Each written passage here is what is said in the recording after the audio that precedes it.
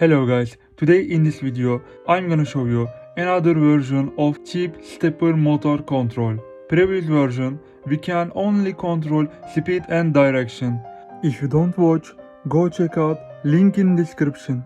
But now also we are control how many times turn. Let's get started.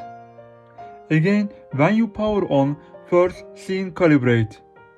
Touch the corner for calibration. After scene main UI. Similar UI with before. Extra add we can constrain turn times. Also speed and value brief same. But clockwise and counterclockwise now working is not correctly. We can made right in code section. We can use same setup before. Chip stepper, ILI9341 touch display and ESP32S3. ESP32 version this doesn't matter. Now code section. Libraries and code links in description. If your stepper direction is false, change motor pins direction 4th to 1st. And that's all. Don't forget to subscribe my channel and see you in next project.